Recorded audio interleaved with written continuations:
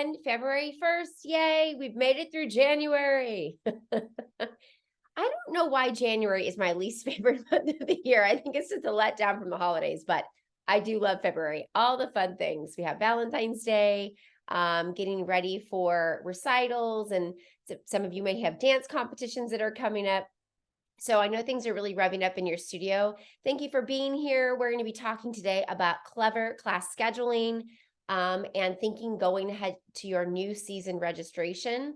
The most important thing you do as a dance studio owner is create your schedule each year. And definitely, I've done this at 24 years at 7 locations. I think I was scheduling 600 classes a week at one point. So I know the ins and outs of scheduling, and I'm going to share my insights with you today. As Amanda had said, please go ahead and put your name and where you're from, where your studio is in that chat bar. We'd love to get to know you, or if we know you already, say hello. And also, if you have any questions, you can put those in that chat bar, and we'll get to them at the end. So hello, Melinda from Silver City. I'm seeing this coming through. All right, so we're going to go ahead and dive in. I know everyone's busy. But again, welcome. You're in the right place for clever class scheduling. Okay, just a little bit about myself. I own and operate Tiffany's Dance Academy here in the San Francisco Bay Area. We also have a location down in Southern California in Santa Barbara. I have had studios for 24 years and still own and operate studios here. I still teach 2 days a week, do choreography, all the good things. I'm also the creator and founder of the Twinkle Star Dance program, and the producer and creator of Dance the Dream.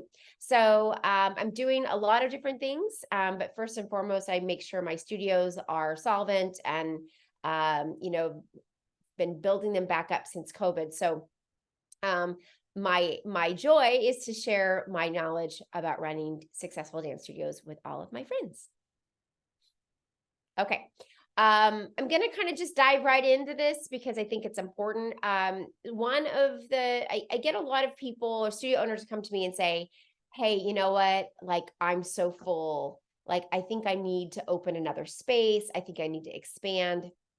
And then I ask them, well, how many, first of all, how many students do you have? Second of all, how much space do you have? All that good stuff. And when they say, okay, we've got 150, 200 dancers, which is amazing. But we can't fit any more dancers in my 1 space or 2 spaces, I say, oh no. So here's a big myth, that you need more studio space to grow your business and make money. That's not true. And I'm going to talk a lot about how if you're clever with your scheduling, you're going to be able to fit the max amount of students that you can in that 1 single space or 2 spaces, 3 spaces, really take advantage of the rent that you're already paying. Right? So the idea isn't, you want to grow without adding expense. That's the whole idea. So if you had, every time you onboarded another 50 to 100 students, you had to take on another $3,000 in rent, then your business never really actually grows financially. So just know that, and this is kind of where I'm coming from today. It's really, really important to be able to maximize the existing space that you have, and add in dancers without adding more expense. So here's the true fact. You can accommodate up to 500 dancers in just 1 room. I know you're like, really? And the truth is, yes, this has happened to me. Again, a lot of things have to go right as well. You have to hit the population correct. You have to be in the right, area. There's a lot of other things like that. I'll give you that. But this is the truth. We had 505 students in a 1-room studio in San Ramon, California, once upon a time. And we do maximize a lot of our studios that are 1-room studio spaces. And I learned a lot during that process of how to try to fit everybody in, and how to be very creative with the scheduling. Okay, so let's talk about some common class scheduling mistakes that we want to try to avoid. The first one is having too many variations of classes on your menu. So your menu would be your class schedule, the type of classes. Just for instance, if you have let's say for your preschool classes, if you've got on Mondays, you've got tumble tots, and then on Tuesday, you've got ballet tap, and then on Wednesdays, you've got, something else. So that's one variation of a class for the same age group, right?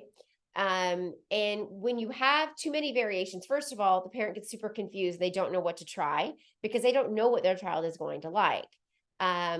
Number two, the following year, when you're trying to make your schedule again, which class do they go to from there? Then you have to build out the next step for that particular variation. So if you've got 20 different, let's just say you have 6 different variations for ages 3, 4, that's almost an impossibility to accommodate those classes to the next, not the next level, but next age group, right? The other thing about this is that when you have too many variations on your menu, you're not actually able to do any kind of analysis on what's popular, what works, who drops, because you can't compare them. So it's very, very important to try to keep that simple class schedule, and we'll talk more about that.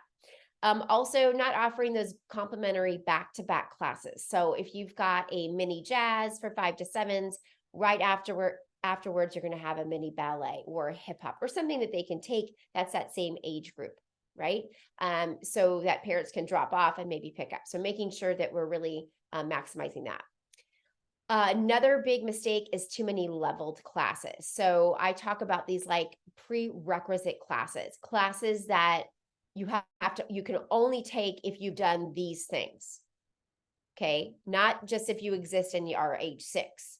Yes, that's a prerequisite, but not so much because I'm just age 6 and I want to start dance. But if I say you're age 6, but you have to have danced with us for a year, then that class has a finite amount of growth to it. And we do leveled classes in our company groups, and I understand that part.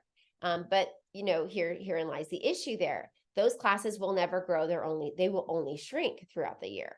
Somebody drops. So that under the age 8 or 9, between 8 and 9, and so 2.5 to 8 and 9 years old, that's your main market. I don't care where your studio is. I don't care how long you've been in business. That's what it's going to be. Okay, based on 24 years of my historical knowledge of having multiple locations in different cities. So if you take a mini group and you say, okay, now you're level or recreational class and you're a level 2, or you call it a color or something like that, that could be a problem. When you don't have any classes on weekends, you got to have classes on your weekends. Make sure you have a lot of options. Obviously, this is the age-old problem. A company class is taking up your valuable prime time. You've heard this before, but I would be remiss not to mention this again, right? So if you're looking at your schedule right now and you're like, ooh, we have people calling like they're 3 and they want a class on Tuesdays, but we don't do 3-year-olds on Tuesdays. That basically means that you've decided to not accept business on that day, right? You've closed up shop. So we need to make sure that we're balancing. And the last one is not creating a buzz around your schedule each year. So sometimes we get complacent. We're up to our, we got 200 students. It's so exciting this year. We really grew. And then all of a sudden you just put your schedule out around recital or whatever and like register. And then they're like, no one's registered. Like, why not? And then you get nervous and then you have to spend your summer stressing. You have to give them a reason to register. You have to tell them it's happening. It's one of the more important things you do all year to try to retain these students that you've worked so hard to get. So really creating a buzz around your schedule is very, very important. Okay, so let's just look at some statistics from a one-room studio. Now, if you've got more than one room in your studio, remember you could think of each one as a one-room studio. So you're like, oh, that's true. If I have 3 rooms, like I could have this, whatever. Let's just see what the potential is. So my original Tiffany's Dance Academy location in Livermore opened October 2000, had 357 dancers in it by the end of the first year. Of course, again, a lot of things went well. We opened up around a bunch of new homes. I only marketed to the preschool age because I knew that was a big market from my experience in teaching. I spent a lot of time on the phone with people. And I had a simple class menu, all the things, right? So that would, well, my Tiffany's Dance Academy of Fremont currently has 425 kids, one room studio. Our Tiffany's Dance Academy of Santa Ramona and Dublin had at 1.505. Sad story, they did talk me into opening that second room. And I will tell you this, we never doubled. We never doubled. So that's the point. Like, we maybe went up to 600 kids, but we never went up to 1,000 students, right? So that's where it was more important. It was against my better judgment. Let's put it that way. So it would have been better for me to just continue to be creative with my schedule than to open that second room. And then, of course, my studio in Pleasanton had 355 students, and that had 2 rooms. It was one small, one bigger. But again, you can kind of see what we were able to do with really good class schedules. Okay, so let's dive in. Okay, so I mentioned this already, but the first and foremost, you need to have a simple menu of class offerings. Right now, what I want you to do, this is your homework, you need to go to your class offerings. Just make a list and inventory of them. Okay, if you have the Twinkle Star program, it's pretty easy because you're going to start with the Twinkle Baby 2, 3, 3, 4, all that good stuff. But I want you to kind of just make a list of them in a spreadsheet and really look at, okay, is this too confusing for people? Can we simplify this for next season? Because we want a clear and obvious progress to that next class. That's how we keep them in. There was a study that was done when it says if you give people too many choices, they're not as happy with their choice. So here's what they said. They said, okay, so if you give them a menu of 10 items for dinner, then they're like, 10 things, all sound good. Maybe there's a few that for sure will not work for them. But for the most part, they've got that narrowed down to maybe like 5 or 6 that they could eat. And they have to choose one. And when they choose it, they're like, maybe I should have gotten a cheeseburger, right? So, but if you only gave them 3 options, and when they choose one of those, they're just like, yep, that was the right choice because there wasn't a lot of other options, if that makes any sense. So sometimes too many choices means no choice. So make it easy for people to make a choice. Sometimes you have to make that choice for them. Specifically in the under 8s, the choice should be made for them. When I signed my child up for Valley Montessori School for preschool, I didn't say, I just called and said, I have a 3-year-old. What do they do? They don't say, well, you could come on Mondays at this time and we're going to teach them, this, or you could come Tuesday, we're going to teach them this, and then you're, as a parent, you're thinking, well, I don't know what's the most important thing. And then maybe you don't make any choice. Or maybe you send them to that Monday class and they're only learning these things. And then it's like your child is acting up or something. And you think, well, maybe I just made the wrong choice. Maybe it's the wrong class, right? So you have to be the expert and you have to make sure you're telling them, this is a class that we have. From the very beginning in my studios, I called them Twinkle Stars. It was 3 and 4-year-olds. When they called in, what do you have? This is the class I have. They never asked, is there another option? Nope, this is it, because they don't know even what to ask for, right? So make it easy for people to make a choice. Okay, so here's a sample menu of our classes at our studio. Over the years, I have learned about the leveling. That's a really important one that I learned the hard way. And it was because if I started calling it Mini Jazz 1 or something, which I've done, I made this mistake. That's how I know it's better to not do it. Then the next year I had to call it Mini Jazz 2, or the parents would think the kids were going backwards, right?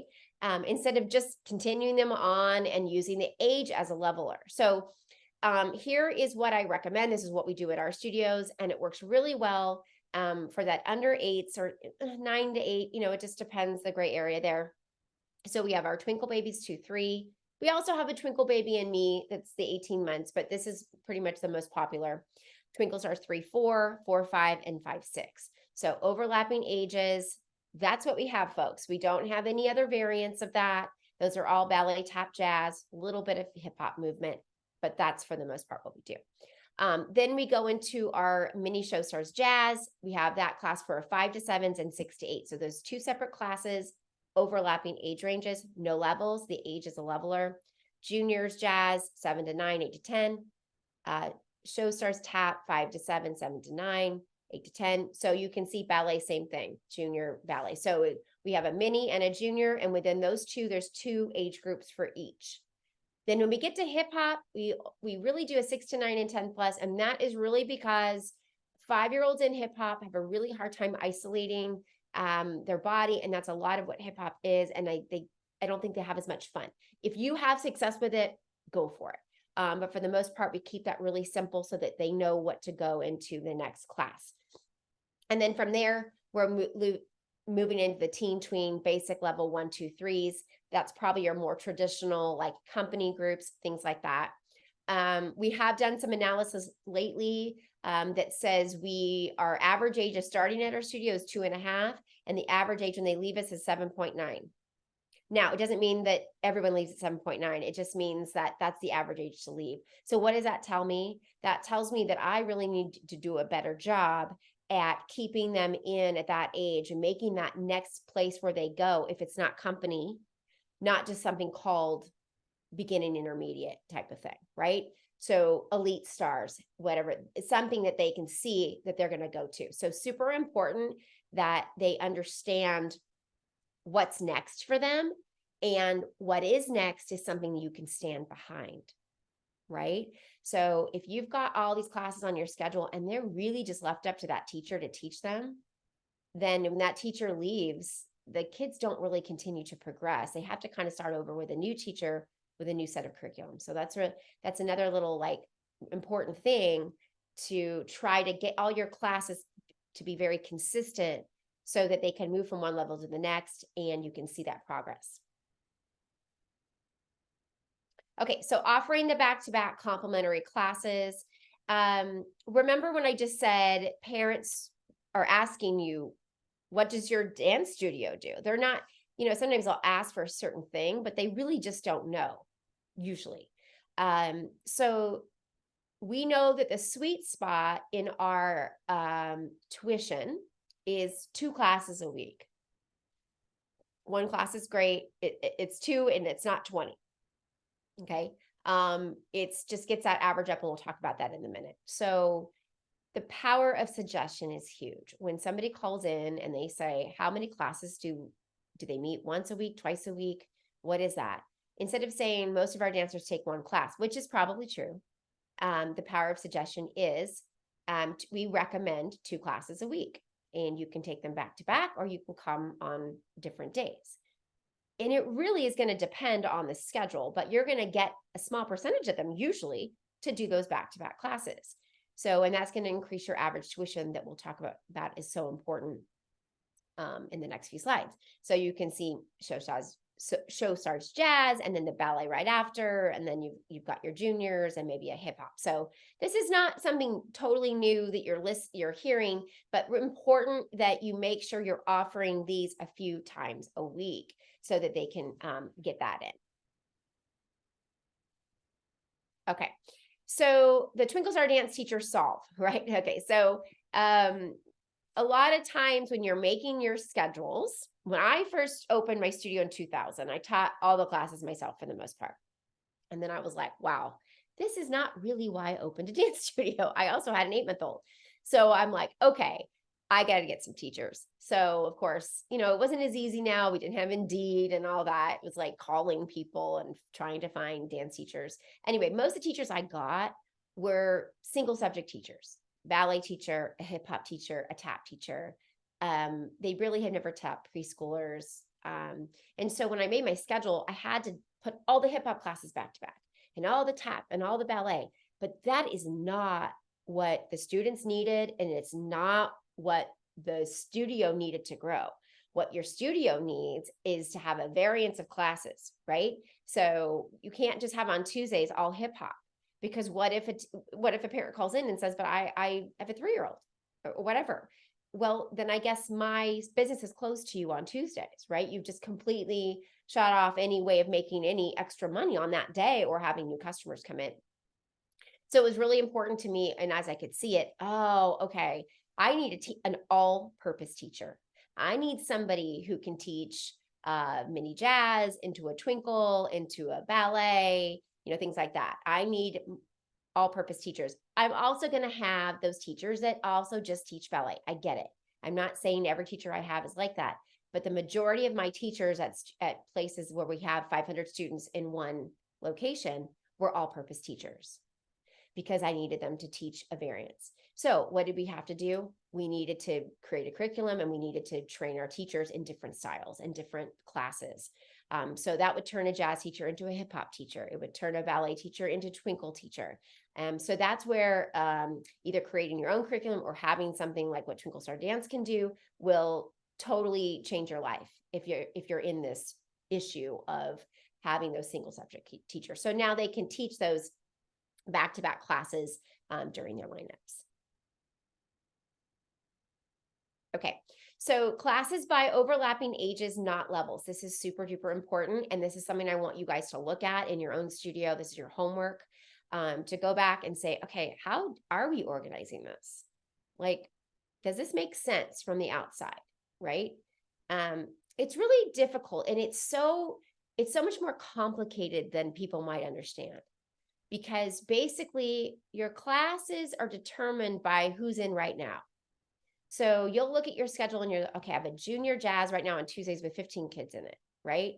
And they're all ages 7 to 9. So we know that we want to keep them in. They probably want to do jazz again. So we're going to make a junior jazz for 8 to 10s. And sometimes you may look and you're like, oh, we have no junior tap. That's weird. Probably because you didn't have a mini tap last year. So I understand that part totally. Okay. So you're going to work with what you have, but I would like you to clean up your age levels because if you've got too many of those variances, you're going to create classes for kids that you have now, and they may not come back all together. And then you're going to have classes you can't fill. So you want to try to let the age be the leveler and not the level. Okay. So if I have a student right now that's in a mini jazz and they're 5 turning 6, then next year I would recommend them going to a 6-8. Could they stay in a mini jazz 5-7 if that dance of that day works for them? Of course they could, right? If a new dancer comes in, I would probably want to put them in the 5-7, but could they go in the 6-8? Certainly. And why? They're a little older. So their focus is going to be sharper and things like that. So those classes will still be successful, but I have ways to try and push them into one place, but in the end, let them choose the schedule of their liking. And that way I can really onboard more dancers. Okay, now if you can read this, this is a sample of, if you look at Saturday, and this is a while back, but right now it's probably very similar. Saturday in Fremont, so we start at 9 and we end at 4:45. So Twinkle Babies 2-3, 3-4, 4-5, another 3-4, a mini ballet stars, a mini jazz stars. 1:15 we start again with 4-5, 2 4-5s in a row. Another 3-4, another 2-3 at 3:30, and then another mini ballet stars. Those are all full. And then on Sunday, if you look down, you'll see 9:30 starts with the Twinkle Babies 2-3, 3-4, 4-5, a hip hop, a mini stars, and a mini ballet. So it depends on your, where you're at, what will work. We know Saturdays work almost everywhere in the planet. If they don't, then it's an outlier. But Sunday classes are also great for people. If they have things that they do on Saturdays with, sports and stuff, Sundays could be great. So you can just see the power of those weekend lineups. Okay.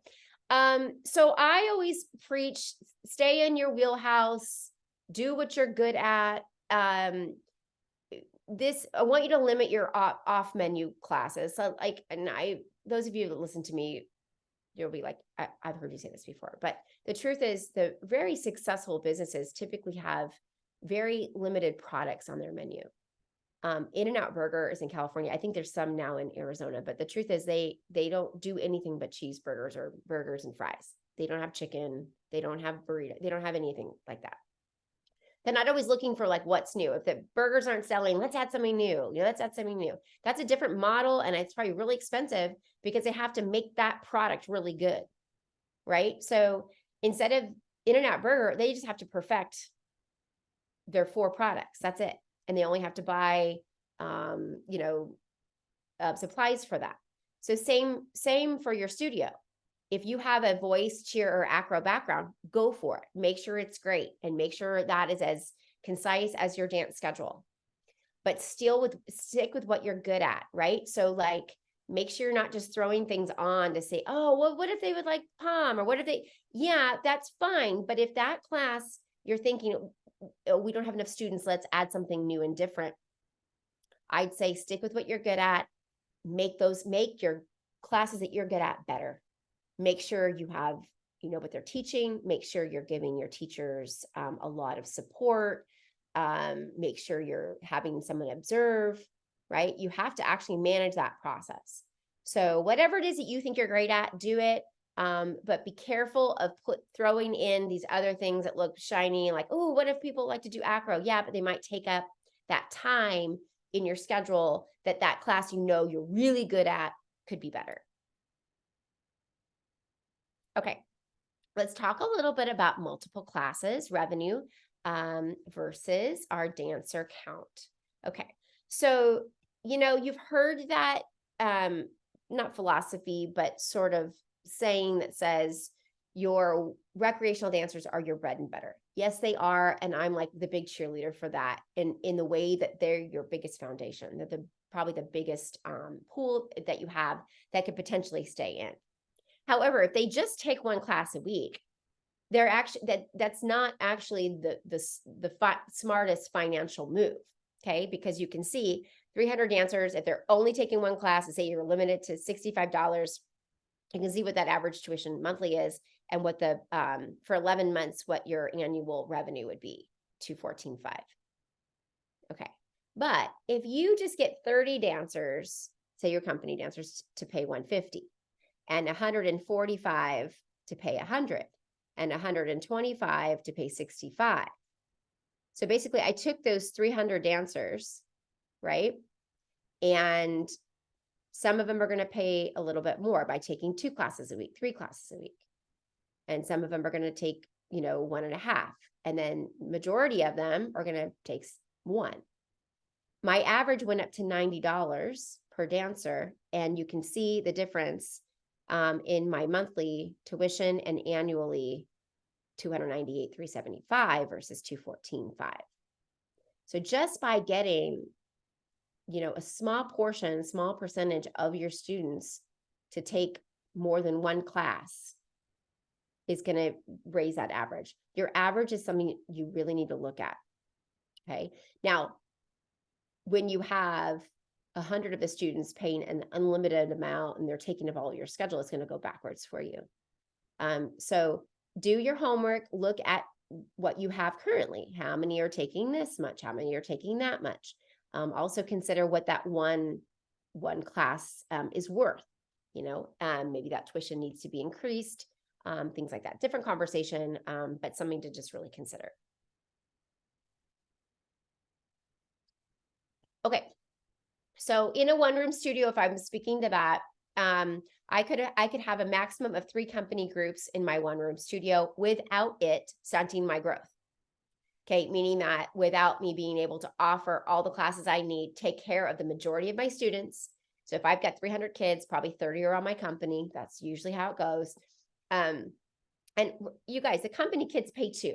All right, specifically if they're only doing 2 to 3 hours a week, then they're really contributing to your financial well-being. All right. Now I have kids that take 16 hours a week, you guys. So I'm not, I understand, I can talk on both levels here. But if I'm talking about clever class scheduling, we want to be able to balance our company groups with our rec classes. And what's important here is for your company groups to, for you not to only have a few. So bigger groups, and they're taking the same classes. So you can make sure, okay, on Tuesday, they're going to take this hour and this hour. They're not going to take 20 hours with only kids that can only be in there. There's a finite amount. So I can do one group of 5 7s, let's say a 7 to 9 and a 10 to 12. And you can see some of the classes that they would take. But if I go into a 3rd level group or 4th, like I have to pull away a twinkle class or pull away a hip hop 6 to 9. Those very, very important classes. And you can also have a hip hop group. So if your company classes are taking up too much of your schedule right now, go and look and see if you can combine some things for next year, get those levels together, maybe use summer to get those dancers, so bigger groups together. It'll serve you better in your scheduling. Okay, let's talk about new season schedule marketing timeline. So the longer the lead time, the more you're going to be able to onboard more dancers, okay? So you can combine classes with lower enrollment as you get closer to class start days. So if you have more time at the beginning, so let's just say you do registration April 15th, April 20th, something like that, for a season that starts July 1, just like me, or whatever you want it to be, September 1, August 1. I'm going to put on my entire schedule. I'm not going to pull that back. I want them to have a lot of options. Otherwise, they're going to see, oh, nothing's on Tuesday. I guess we just won't dance next year, right? So you do have to start with your full schedule. And if you have more time to get people into those classes, you'll be able to offer more. But if you have less lead time, let's just say you're going to start September 1 and you put your schedule out like the middle of July when nobody's paying attention or whatever, then you're going to be like, oh, shoot, we're going to have to really start to cancel some classes or combine quicker than you might want to. And when you do that, you limit who can be in your studio. So let's just talk, for instance, like if you have a Saturday lineup, you put the classes on the schedule, but nobody really registered 1, 2, whatever, and you have to start in 2 weeks or a week, you're probably going to pull back, cancel those classes and take them off your schedule. And when you do that for an entire year, people don't think that's an option because it's not an option. So you'll never grow your Saturdays. So anyway, so make sure you have more lead time, plan your new season marketing, when you're going to have your class schedule come out. And sooner, giving more time is needed as better. Okay, we continue on. Okay, so here is a sample class schedule. And so this could be a Monday, Tuesday, Wednesday, it doesn't matter, but you can kind of see some things on here. Back-to-back minis there. And then I have a twinkle star at 4-5, a junior jazz, a hip hop, a ballet 1. Older kids are going later, obviously. But then the next day I start with a 3-4. So I'm giving, my twinkles are the most important part of my studio. So I make sure I vary their times and then build everything around that. And then day 3, maybe I have my company rehearsal first. So my company rehearsals are either earlier or later, unless they're a giant group. And then you're like, good, I'm going to give you 5 o'clock because there's 25 of you. And that's great. But when there's 5 of them, you're going to need to put them in different places. Okay, this just gives you kind of a snapshot of what that looks like during the week. And you can see kind of how our Fremont, this is a studio that has 425 in one studio. And you can see what I did there. Okay, actual place, let's talk about Fremont. Okay, so 1-room studio, we have 57 classes, but the total number of class hours is 42. Round of applause. Why am I happy? Because that's how I pay my payroll right there. Okay, so if you have, like, let's say you have 400 kids, but your total number of class hours is 150, then I can tell you which one of us is keeping more of the margin, right? So it doesn't matter how much tuition you have if your expenses are rising to that. You try to get your tuition to be here and your expenses here. Total enrollment count was 535. And my potential enrollment was still 688. We were only at 77% with 400 dancers. And this is because we have a lot of classes that a lot of kids can actually take versus making it a finite amount of dancers. Okay, I'm going to have Amanda talk a little bit about some things, and then I'm going to go to your questions and we'll continue our conversation. Awesome. So like I said at the top of the call, if you're just joining us, we were going to cover just Clever class scheduling today. And then on February 15th, we'll go over more of the new season registration and things like that. I did see a couple of questions come in, so we'll take those at the end. But I wanted to take a moment to welcome you to the Sparkle Society. It's a free community for dance studio owners. We have found, I guess, one of the perks of the pandemic is that we're able to do Zooms and webinars and things like this and stay in touch with you throughout the season.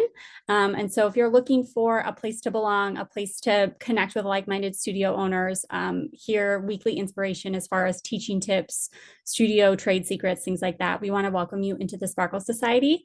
And our next webinar will be on February 15th. I also want to talk to you about our live events. As much as connecting with you guys on webinars and in our Facebook group and things like that are really important for day to day, I do think nothing can replace, and Tiffany also thinks this, that nothing can replace being in person and really dedicating several days to work on your business.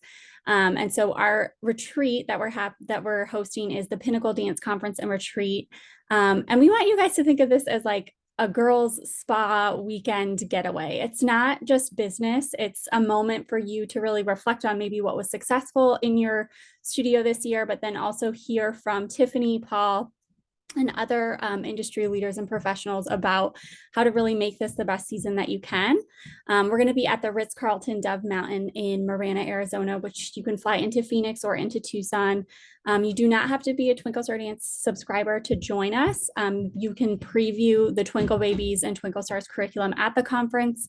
And then we'll also cover a range of topics, but we just want to invite you to this. I do think nothing replaces being in person and kind of focusing on that without being distracted by putting out all the fires that come up in our day-to-day lives. That being said, we do want you guys to stay connected with us. We've been a lot more active on our social channels. So Twinkle Star Dance has a Facebook page if you want to find us on there and follow what we're doing. We're also active on Instagram, but we share more information about the webinars that we're doing